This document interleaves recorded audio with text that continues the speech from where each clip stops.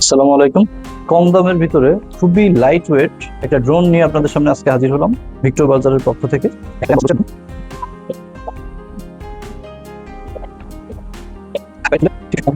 এর মধ্যে পেয়ে যাবেন একটা ব্যাটারি, চারটা প্রোপেলার, একটা ইউএসবি চার্জিং কেবল।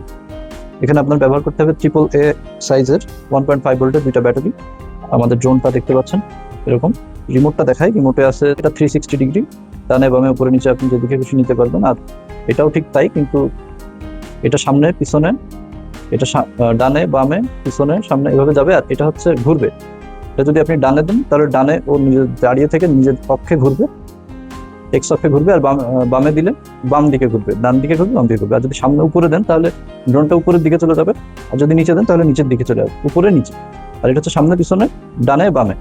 এই যে ব্যাটারি দেখতে পাচ্ছেন, ব্যাটারিটা চার্জ কিভাবে দিবেন সেটা আগে দেখিয়ে দিই। মধ্যে আছে ইউএসবি টাইপ সি কেবল, আর এই ব্যাটারিতেই আছে একটা টাইপ সি পোর্ট।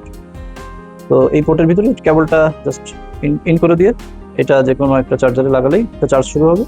এবং এখানে একটা আলো দেওয়া আছে, আলোটা ব্লিঙ্ক করবে, রেড লাইট। চার্জ ফুল হয়ে গেলে আলোটা বন্ধ হয়ে যাবে, আপনি বুঝতে পারবেন। আর এর প্যাকেটের মধ্যে দেওয়া আছে চারটা প্রোপেলার। এটা খুবই সতর্কতামূলক। আর একটা কথা আপনাদেরকে বলে রাখি, এটা যদি ফলো না করেন তাহলে আপনি একটা ভুলের মধ্যে থাকবেন এবং মনে করবেন যে ড্রোনটি নষ্ট হয়ে গেছে।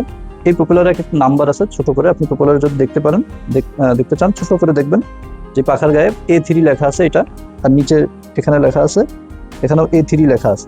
তার মানে এখান থেকে যেই সোজা এই সামনাসামনি যে দুটা প্রোপেলার আছে, এদের মডেল নাম্বারটা কিন্তু পাখার 1 হতে হবে, A সিরিজের থাকতে হবে। এবং এই কোনাকুনি যেটা আছে এটা B সিরিজের থাকতে হবে।